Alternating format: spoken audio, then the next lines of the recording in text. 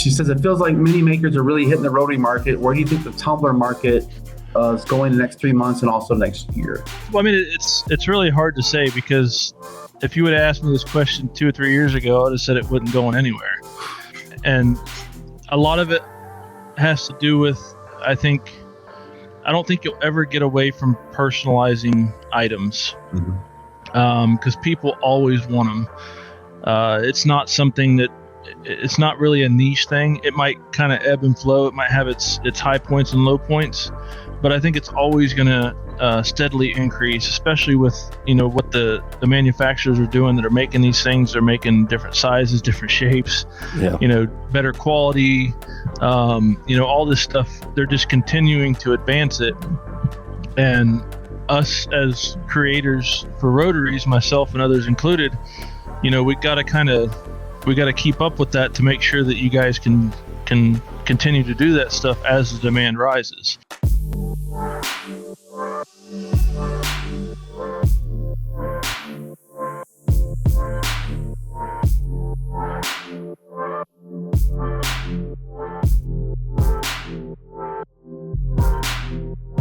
Hey everybody, what's up, and welcome to the Laser Source Podcast, the #1 podcast if you want to listen to me talk about lasers while I am sick. I'm going to try not to talk too much today. You can hear it probably in my voice. It's better than it was this morning. You guys should have heard me this morning. It sounded like a monster. But we've got Boyce here hanging out. What's up, Boyce? Glad that you could be here as usual.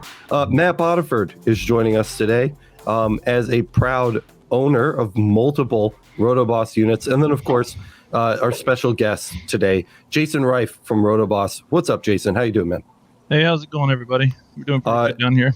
Dude, it's so sick to have you on. I'm stoked. We've been talking a lot lately. You've actually got one of these bad boys getting ready to go out into the mail to come over to the shop like really, really soon. So I'm stoked to get my hands on it. Yeah, I was waiting for the new the 2.0, which we'll talk about. It's kind of sitting behind me there on the couch. Yeah, I was waiting for those to come in so you can get that. That's going to be the newest thing coming out later this year and the beginning of next year. So for people who don't know, you're the owner of RotoBoss, right? Yes. What is RotoBoss? What do you do? How did you get there? Well, it's a long story. 20 years in the Navy. The last probably 5 or 6 before I retired. I started getting into lasers and CNCs and things like that to expand my woodworking business. And then right around 2018, 2019, I got more into the laser side of things, and started making a bunch of products for other rotaries and things like that, like the clamping kits and material hold down kits for like the Boss lasers, Thunder lasers, thing like that. And then basically it boiled down to, I mean, I've been doing this for about 10 years, and anybody that's been doing this for a while knows that, up until about 3 years ago, and when myself and some other people started making some rotary devices or improved rotary devices compared to what we were using, doing stuff, tumblers, cups, glass, things like that, was just a bear. It wasn't pleasurable at all. So I'd say probably about mid 2018, I decided to kind of tinker, because I was already using the 3D printers and things like that. So I decided to kind of try to make my own rotary, just something for me to have. Yeah. Never really intended to sell it. Never, intended it to get to where it is today. But so I had my own device, probably around early 2019. Started thinking about maybe selling it. So started kind of refining it, playing around with it, trying to entertain the idea of maybe selling it. And then probably around September, I would say, started getting serious about it, and decided to make a go of it. Did a couple feelers to see if people would be interested, because obviously I was already doing stuff for a year or so, making mods to fix other rotaries. So it kind of became the next logical step. Yeah. And a lot of people are on board with it. I know Matt has a couple of them from, I don't know if he still has the ones from a couple years ago, but it got a couple of those, and there's some other people that are still running the old ones that were made of acrylic and 3D printed parts, because everything was bootstrapped. Yeah, I've got both of those, and they're still awesome, dude. They still crank stuff out all the time, flawless. That's good. There's a lot of changes since then, a lot of improvements. The business has pretty much been bootstrapped from the beginning. I had about $1,000 in my bank account for my business. Nice. And that's kind of where it started from. I'd sell some. I was making everything by hand. I was cutting shafts. I was laser cutting the panels, 3D printing the parts. I mean, it was a real trip. It was more or less, I wanted a hobby that made, a little bit of extra money on the side. Yeah. And then it kind of just ballooned into this over the years. So as I've kind of progressed, I've, invested the money back into the business, improved the quality of the parts, the machining, to where we are now, where everything's all metal, and has been since probably about October, November last year. Yeah.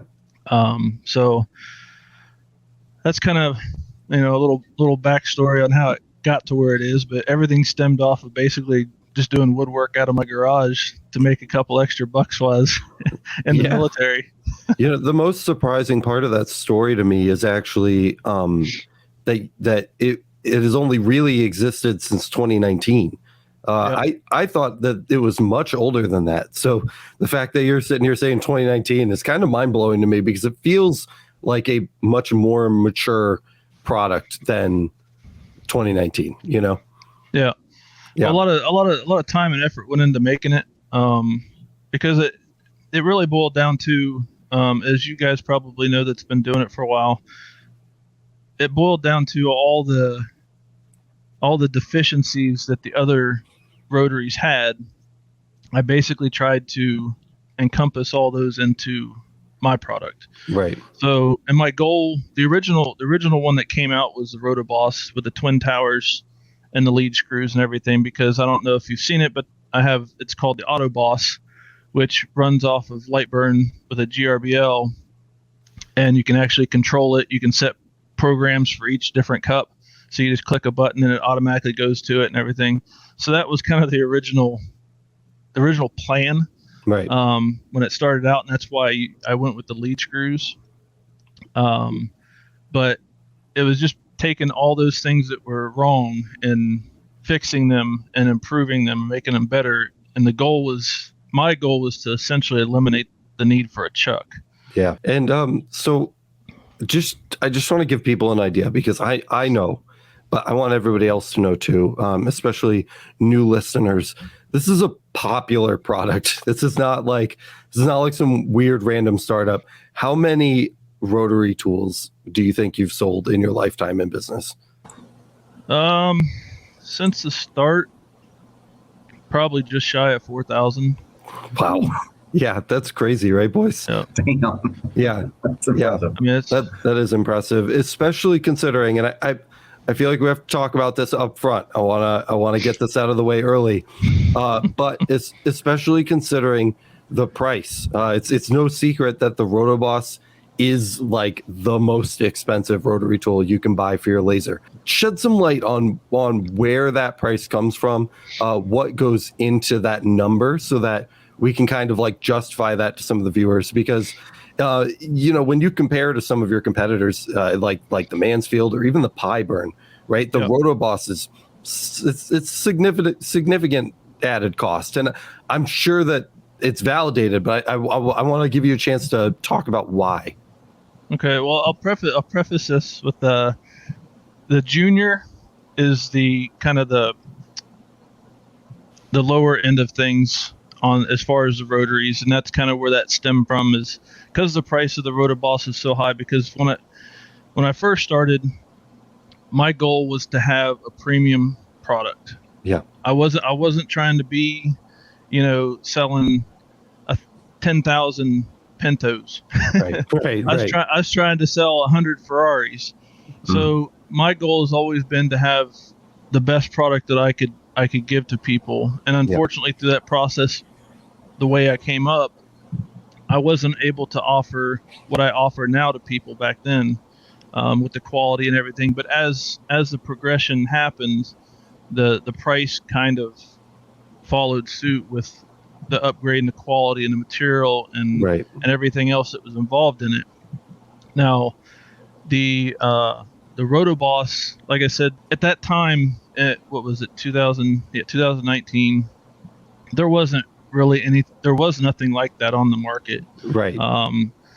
There was other things like Pyburn had theirs, their smaller version, their single lift version, but no one had anything like I had, and it was kind of, I don't know how to really say it. I mean, I kind of made my own price. Yeah. Based on the value that it gave to me, and that I felt that it would give to others. It was unprecedented for sure, right? Like, well, it was. I mean, you gotta consider back then.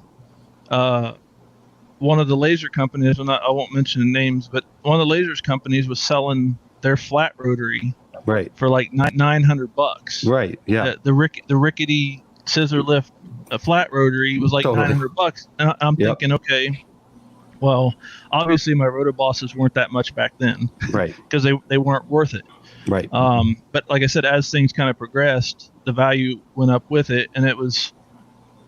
And I hate to say that I named my own price, but it was always in progression according to what I did to it. So it wasn't like a $1,400 rotary today cost $1,400 back then. I think my RotoBosses cost like $500, maybe $600 back then. Yeah.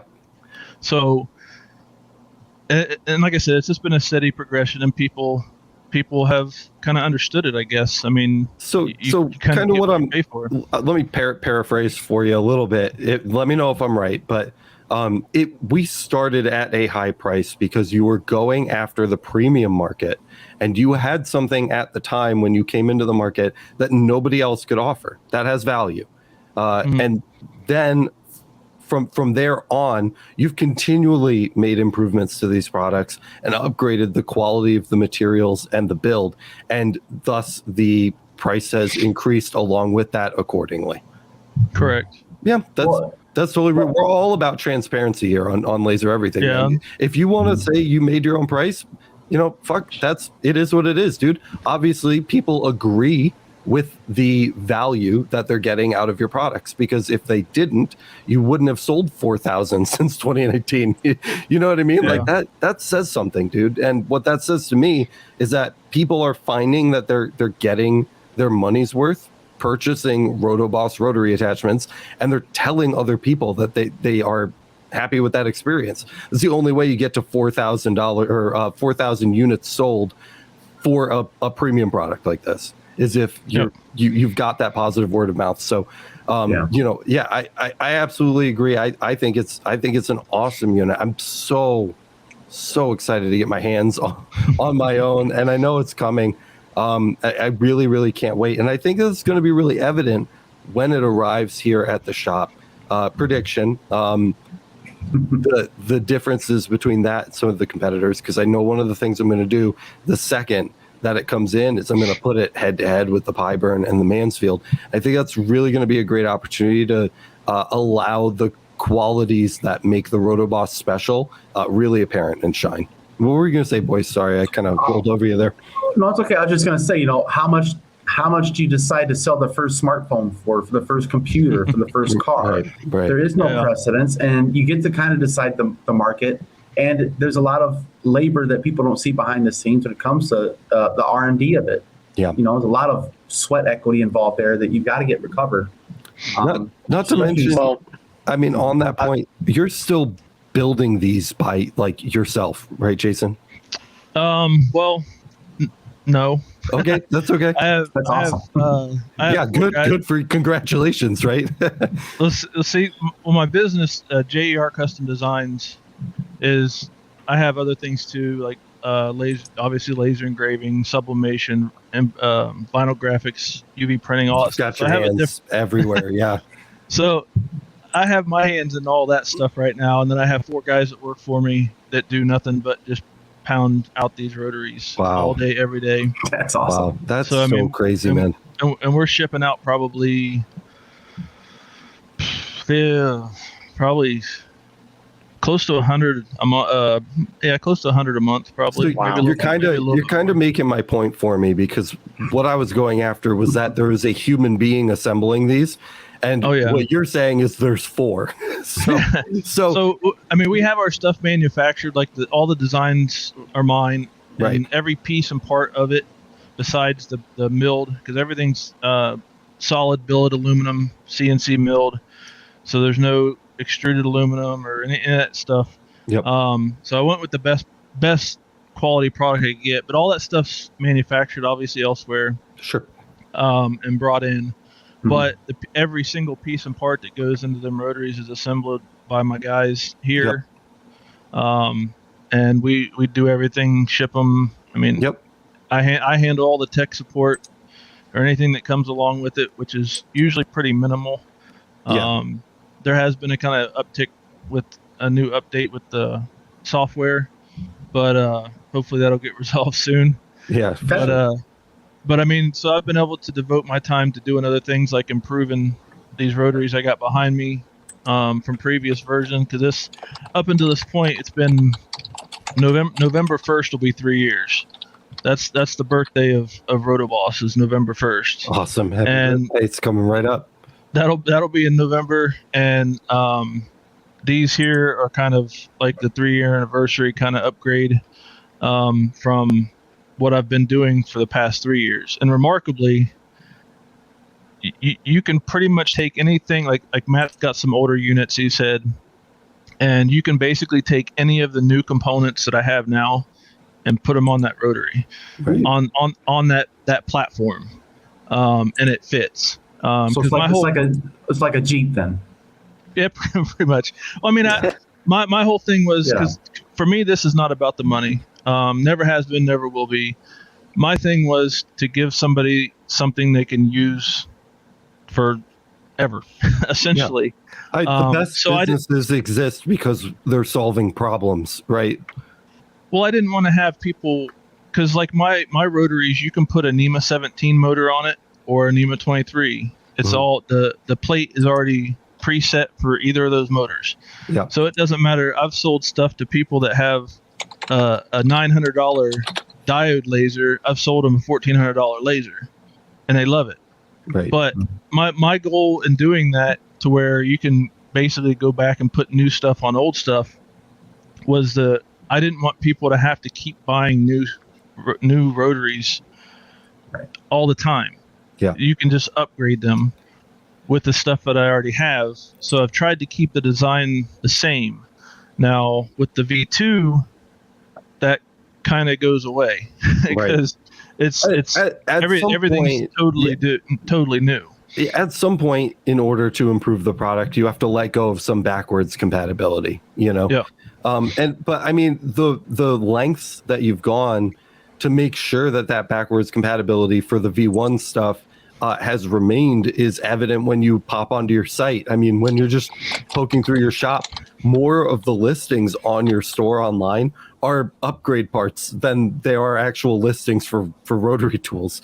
So there's a ton of room across that V1 life span, right, to be able to keep up with the newer models.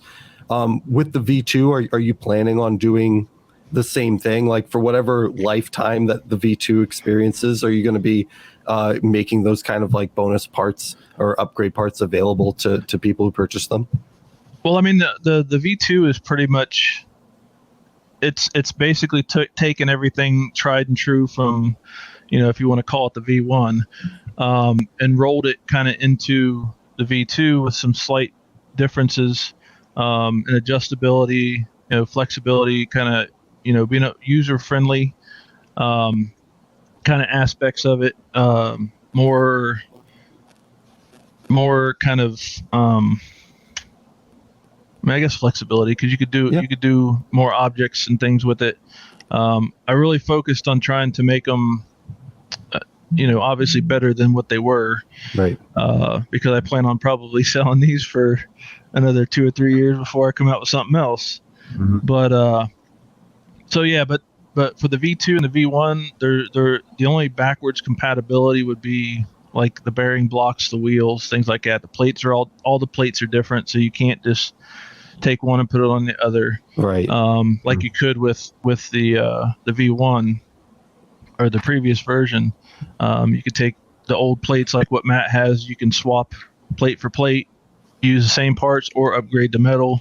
I also have, if someone has the old version, I have a trade-in, trade-up policy, basically.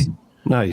Where you ship it in as like a core charge, and then you pay a discounted rate for a brand new off-the-line rotary. That's smart.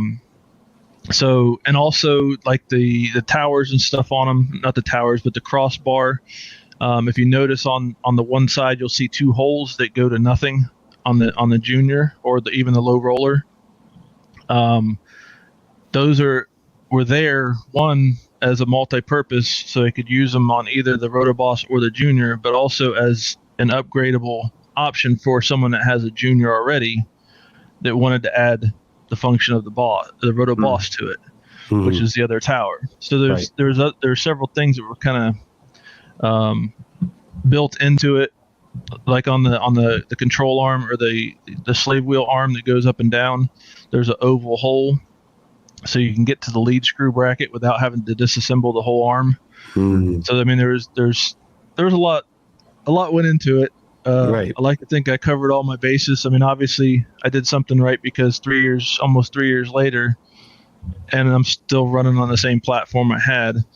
So obviously something was done right, but improvements have been made and to kind of make it better. So can people buy these V2 versions now, or is this something that's coming out later? It's going to be coming out later. I'm doing a short run of them later this year for Christmas, because I don't plan on rolling them out until next year, 2023. But I decided to do a short run of them, and I'll be posting that on the Facebook pages and things. Right. To do a short run of 50 for Christmas, if anybody's interested. And then after that, will that be the same version that you're sending over to the shop? Yes. Awesome. Cool. Oh, you're getting the new one. Nice. You're getting the one that will be released later this year. And then, so that's actually a really good segue for me, because one of the things that I wanted to make sure that we absolutely talked about, and I want to make sure we have time for it, which is why I'm asking early. There are a lot of RotoBosses, like a lot. You have a lot of different models, and it makes a difference what machine you have will greatly depend on, or which model you pick up rather, greatly depends on the machine that you have and some of your dimensions inside of your workspace. Yes. Can you kind of run me through that a little bit and just kind of let me know what some of those different models are? Well, I'm going to bring up the screen for that, okay? Yeah, awesome. Let's see it. All right. So essentially we have 3 different rotaries. I know they're doubled up there because they're different setups for fiber and CO2. But the main ones we have is RotoBoss, which is the dual towers. We have the Junior, which is a single tower. And then we have the low roller, which was my answer to basically the hot dog roller. Really low slung, low profile for doing like the Eon, the Miras, the K40s, the Thunder, Nova 24 for a while. Now you can actually use the Junior or the RotoBoss in all of the Thunder machines now.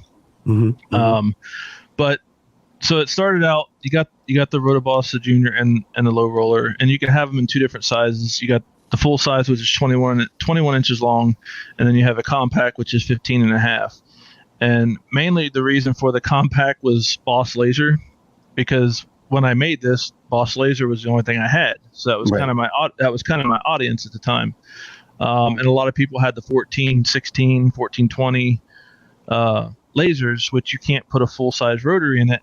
So you make the smaller one that would fit down in the tray in the bottom. Right. So that's kind of where the compact and full size come from.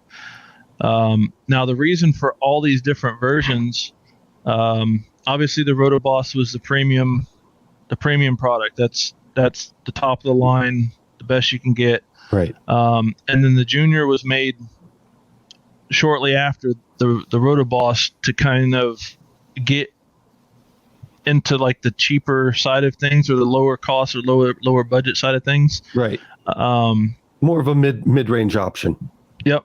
And then back then also, if you guys recall or not, like Thunder and Eon had both gone through a transition period and started to grow. Right. About 3 years ago. And I worked with both of them early on, and the problem is my stuff didn't work in all their machines. So that's kind of why we have so many, and that's why the low roller was made, because they had Eon had the Mirror 5, 7, and 9, and a regular rotary wouldn't fit in there without taking the blades out, which at the time people didn't like to do that. I don't like to do that now, man. So putting the low roller actually sits on the blades. Got it. And actually, so you don't have to remove the blades. And it still allows you to be able to work inside of the Mirrors and the Novas and all the Thunder and Eon lasers, K40s, things like that. Right. So that's where the low roller came from, because the Junior was just a little bit too big to work. So that's kind of how the low roller came about. Now we have 3. So when we were talking, you were saying that the V2 Junior will actually fit in some of those machines. Is that right? Well, the Junior and the RotoBoss now will fit in the Thunder machines. The Junior will fit in the Mirrors, but you have to take the blades out. Right. Even with the new one that I'm sending you, you have to take the blades out. There's unfortunately there's no way around it. There's no way around it because of the aspect and size of it. Right. It's just not practical. Got it. But we've made it as easy as we can. The feet on the bottom are adjustable. Mm-hmm. And when you get yours will be pre-adjusted. So basically all you do is you take it, you set it in the tray, slide it all the way to the front of the bed. Yep. Up against the bed, and that's it. You're done. Nice. If your bed is square, then you should be square with the head, and awesome. Everything just kind of falls into place that way. Yeah, and it's an Eon, so it should be square. That bed better be square, right? Yeah, totally. So now with the Thunder, we made the drop down brackets, which actually attach to the blades, and now you can actually raise and lower the rotary below the blades with the table. Awesome. So you don't have to set it in the bottom and then prop it up with wood or whatever to get it high enough to use. You can actually raise and lower it with the bed. That's because so cool, it's suspended from the blades. Yeah. So, and then the low roller is actually basically kind of being phased out. It is still available, obviously, on my site if people are interested in it. Right. That's more shifted to the fiber side of things, because it is compact, low slung and everything, so it's easy to fit in, like the Thunder Aurora, their fiber laser. We have one that goes into that. You can also use it on OMG or whoever else you have as far as a laser, and it just attaches to your bed, and with the attachments it automatically kind of squares it up to the laser. So you saying that's going to be phased out? Is there anything that's coming in that will replace that, so that the fiber guys don't have to go out and all buy like 800 millimeter towers in order to use a rotary tool? Well, the Junior itself is actually, you can actually put the Junior in the Aurora as well. Okay, great. So you can use a 110 millimeter lens and still be fine with the standard tower. Right. And that's one of the improvements that was made to the Junior, is everything was basically dropped lower. Sure. So it's basically kind of a midpoint between the old Junior, which is currently on the market, and the low roller, in the sense that it's basically gonna fill two roles, because over these 3 years it's been such a hassle trying to keep up with parts and pieces for all these different machines. Right. And it's not too bad with the RotoBoss and the Junior, because they share probably 80% 85% of their parts are shared Right. and universal, whereas the low roller is almost completely different. So that's kind of why we've done away with that. I mean, it's That still makes available, perfect sense. Yeah. but it's basically kind of like a request, or if someone sees it, wants it. But you can use the new junior on a fiber without any issues, and you can use the old one too. I've got some videos on YouTube of using it on the compact version of it, smaller, so it sits right on top of the actual pegboard bed. So the new junior, the V2 junior, is essentially kind of like a hybrid of the low roller and the old junior, height wise. Yeah. It's filling both of those. Essentially, yes. There's like, this is the new one here. I don't know if you can see that. Yeah. Yep. But the Junior 2.0. So cool. And you can kind of see how this is kind of low slung. Yep. Everything, because it used to come basically straight across the top here. Right. So I've dropped about 30 millimeters on this side, and I've also dropped, basically, you're almost touching the ground with this all the way to the bottom. Got it. So this is as low as it can go. This is as low as it could theoretically go. I mean, it could go a little bit lower, I'm sure. But yeah, so it's pretty dang low. That's the point. Yeah. Yeah. And so yeah, I mean, that's the new one. That's basically what you'll be getting. It's beautiful, man. I'm so excited. And it's the V2s are all metal design still, right? Yeah, everything's all metal on them. Yeah. There's the only non-metal you have is like your guide rails or your guide wheels and the bearing race covers. Right. I mean, and the O-rings. And then this is the RotoBoss 2.0. So pretty. And it's also been modified in the same regards, just not quite as drastic. Right. Basically just tried to cut some of the fat out of it, because just the plates originally, when they were made, right, they were made out of acrylic.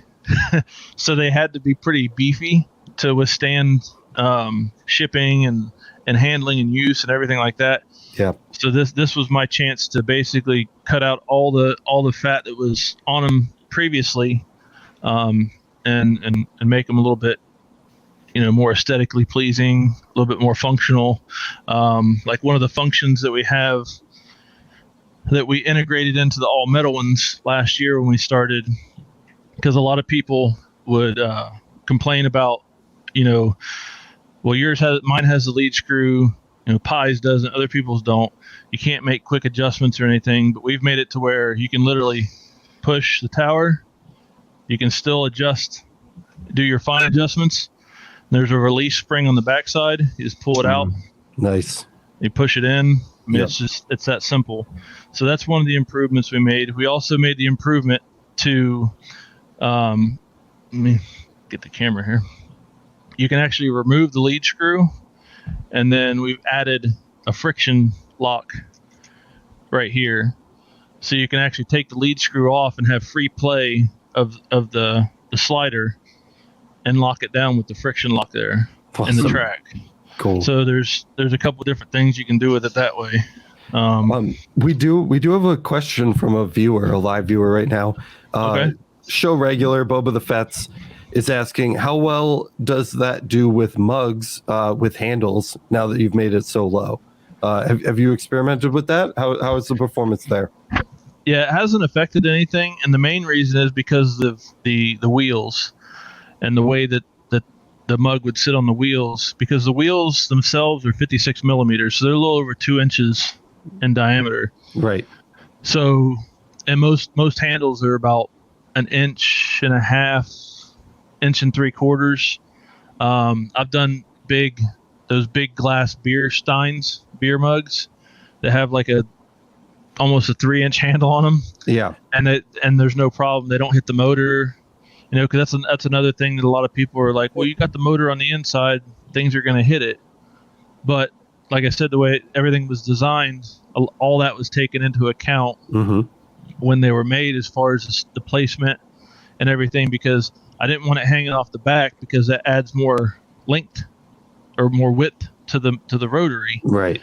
and I didn't want that slung weight off the end of it, one, and two, I didn't want that. I wanted to make it as compact as I possibly could. Yep. So that's where that is. But with the rotaries themselves, they have the mug spacers and stuff that attach to the front of the clip. And there's also a heel cap that slips over the heel plate that it's eccentric, so you can put it one way or flip it around the other way. And it takes up that space accordingly to how you put it on there. And what that does is it spaces your handles away from the wheel, the mass of the wheel, so they don't hit when they rotate. I wanted to ask you too, just as a follow-up, how does the RotoBoss specifically deal with the weight of handles? Because one of the struggles that I've run into when I'm using rotary is that most of the handles are just so damn heavy that it's just constantly drooping and falling, and like the motors and wheels are fighting that extra weight. Does the RotoBoss do anything specific to make dealing with those easier? I mean, it's a hard question to answer because every situation's different. Yeah, of course. But in general, no. And there's a couple reasons. One is kind of the way the clamp is made. It's never intended to sit parallel. It's always got an up or a downward cant to it inside the object. Right. So it basically pulls it in and pulls it down at the same time. But with the rotary, it comes with a small diameter wheel, which you can use for pretty much anything. And it also comes with a wheel that's about double the size. Okay. That you swap out and put on. And that would, I mean, my personal rotaries, I leave the big wheel on because I can still do everything with it, but it also adds that extra bit of clamping force. Right, because the larger surface area that it's touching. Well, the larger surface area and the compression of the spring. Okay, got it. The compression of the spring is greater, which gives you more downforce inside the cup. So the answer is really yes, because it comes with both of those wheels. That's awesome. I didn't even know that. So that's really, so the actual clamp that you're using to clamp things down, it has a wheel that you can change out depending on the object that you're using. Yes. Oh, dude, that's so cool. And the RotoBoss itself actually comes with, I call it the bottle clamp, and nowadays that's kind of probably not the right name for it, because back when I made it, all we had were wine bottles, beer bottles, things like that. Sure. Small cylindrical objects that you couldn't clamp on the inside. Now we have, quote unquote water bottles, JDS, Yeti. It doesn't work for those. Right. But consequently, even on a 32 ounce cup or bigger with the opening, you can actually put that clamp in there, and it spreads the force outward and downward at the same time to give it stability for like dog bowls, things like that. It gives that outward stability, and it also clamps it down as well at the same time, because it's two wheels parallel that add pressure onto whatever object you're doing. Does all this stuff come standard with the RotoBoss when you order it? Well, for the RotoBoss, because what I used to do is I used to have accessory packs.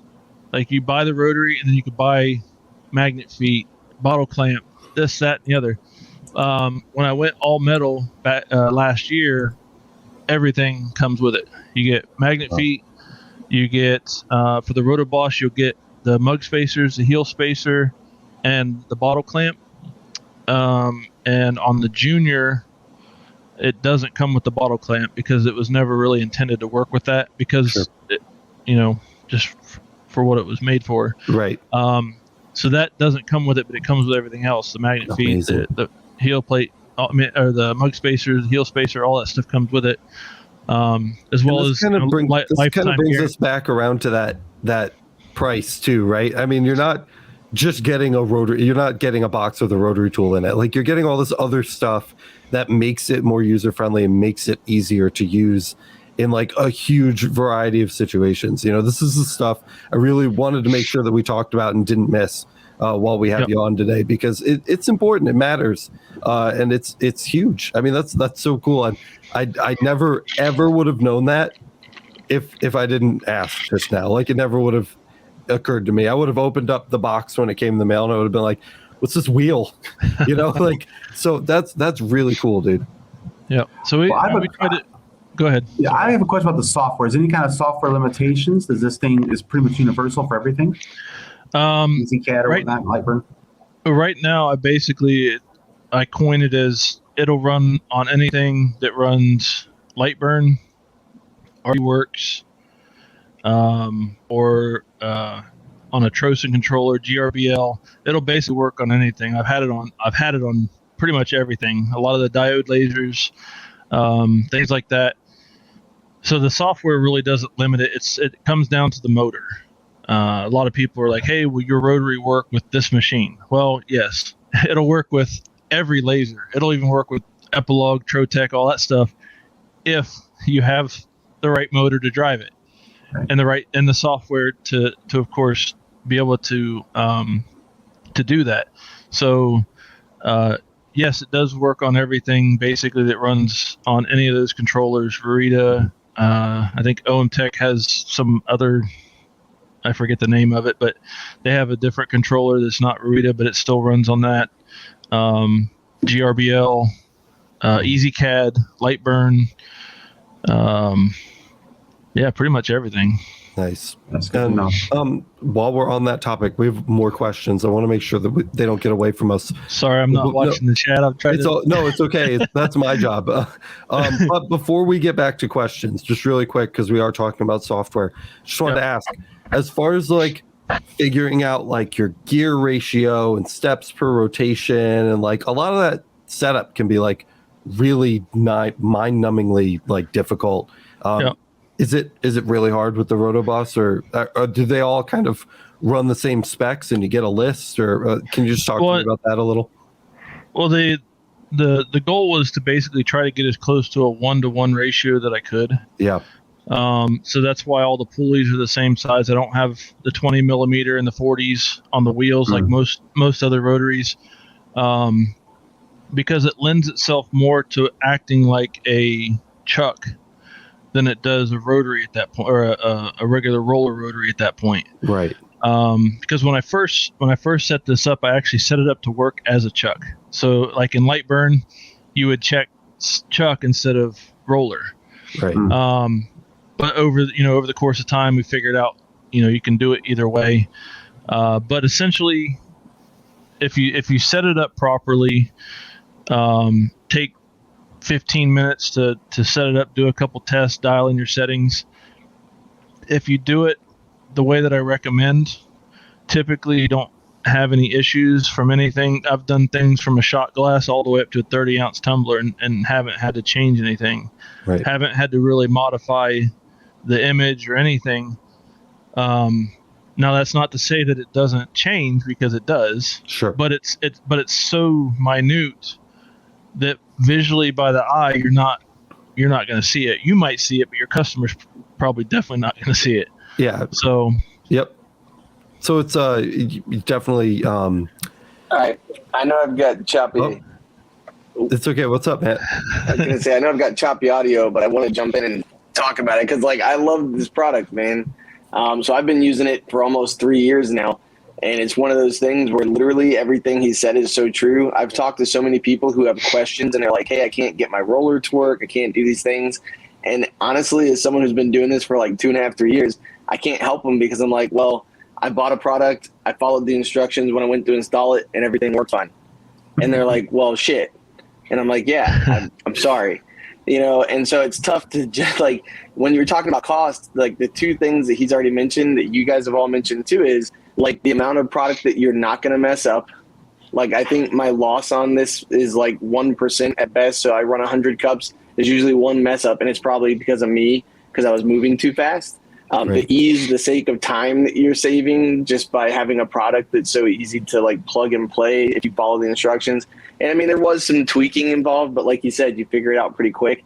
And most of the stuff you can manipulate by using Lightburn to make it fit what your product is you're trying to do. And the other thing too that I mentioned earlier is cost isn't value, right? So it's one of those things where anytime you buy a tool, it's going to cost you money, but the value that you're getting from it is so inherently greater, like just from the amount of time and all that stuff. It's really a great product. So I appreciate it, man. I've been trying to be quiet because my mic is all messed up, but thanks. Thanks, Matt. Thanks, Matt. We do have some questions in the stream here too. Yeah, can we get Matt's from Alicia first? Yeah, I just want to make sure we don't miss that one. Yep, I got it right here. This is from Alicia. She says, it feels like many makers are really hitting the rotary market. Where do you think the tumbler market is going the next 3 months and also next year? Well, I mean, it's really hard to say, because if you would have asked me this question 2 or 3 years ago, I would have said it wasn't going anywhere. And a lot of it has to do with, I don't think you'll ever get away from personalizing items. Mm-hmm. Because people always want them. It's not something that, it's not really a niche thing. It might kind of ebb and flow. It might have its high points and low points, but I think it's always going to steadily increase, especially with, what the manufacturers are doing that are making these things. They're making different sizes, different shapes, better quality, all this stuff. They're just continuing to advance it. And us as creators for rotaries, myself and others included, we got to keep up with that to make sure that you guys can continue to do that stuff as the demand rises. Right. So for me, I mean, if there's any questions or if there's anything that I can do to help improve the product itself, I'm always open to suggestions to try to make things fit, the situations that you might have.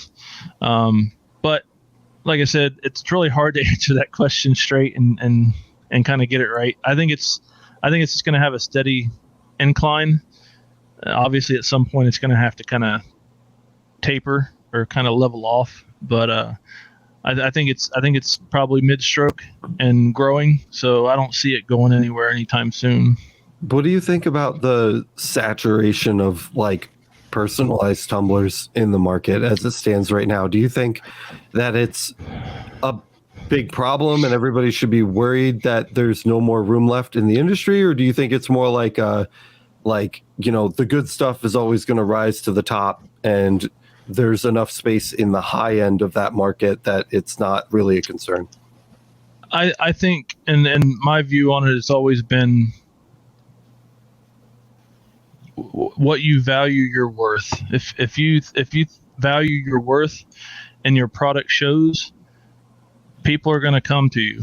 I mean, in my market here where I'm at in Jacksonville, Florida, I mean, there's so many, I call it mom and pops, but just people working out of their garage or their living room.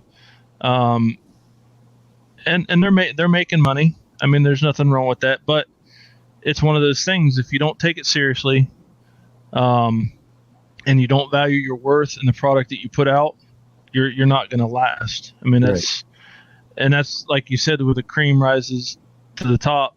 I mean, that's true. I mean, I've seen so many people fail, for several reasons, but generally it's probably because, they didn't take it seriously. They didn't value their worth. They tried to compete with the market and undercut and basically run themselves out of business. I mean, that's, and to me, I've never done that as a business. I set my prices. If people don't value what I have to offer, I mean, I understand that, right. But I value my products, whether it's the rotaries or the products I put out here locally. I put them at a high regard and I charge for it. I mean, that's nice, man. We came full circle on that. I like that. That's a good answer. That was a very good answer. And total just lane change here. But Bobo's back. He's asking, is there a max weight? I engrave shells for 5-inch rounds and they can be heavy. No. I mean, I've had them sitting on the shelf and I can basically push myself up off the towers and they don't move. Right. Well, especially the metal. Yeah. The steel. Well, it's just the way that with the type of lead screw they are and all that stuff. There's a lot to that. Right. Because I don't know if you know about lead screws, but and Not they a had the thing. back. Not a thing. I'm in healthcare. I know phones. The anti-backlash nuts basically act as a lock, so to speak. So with those, the type of lead screws that I use are different, and that's one of the reasons they move so slow. And some people complain about it, but I mean, there's reasons I do it, and it's not to make people mad because it goes slow. It's just it's part of the function. Yeah. But to answer that question, no, I don't know of any limit. I mean, If you can do a freaking push-up on it, I mean, like, I would say that's probably sufficient. If you're like trying to rotary engrave something heavier than you, a human. yeah. like, is it nuclear waste? Like, I don't understand what you're putting on there. That's that heavy. You probably Like should be engraving like nuclear waste brake calipers, barrels. I mean, I probably wouldn't recommend putting anything over probably 20 or 30 pounds on it. And That's fair. if you get that much weight on it, one, I'd like to see the pictures of the video. Yeah. What the hell are you doing? of what that is. I mean, I've had people do scuba tanks. Right. The smaller scuba tanks, and I don't know how much they weigh. Probably 5 pounds, 10 pounds, somewhere in that range. Yeah. And they've worked, but other than that, yeah, I don't know. It's kind of hard to say. That's right. It's good enough. That's a good enough answer for me. That's Damn funny. right. Well, we are just about at our hour. This seems like a good stopping point. Are you down to hang out with us for a bonus episode today, Jason? Absolutely. Sweet. So I'm here for everybody else. So awesome. So if you guys want to listen to us shoot the shit with Jason, you know how the bonus episodes go, guys.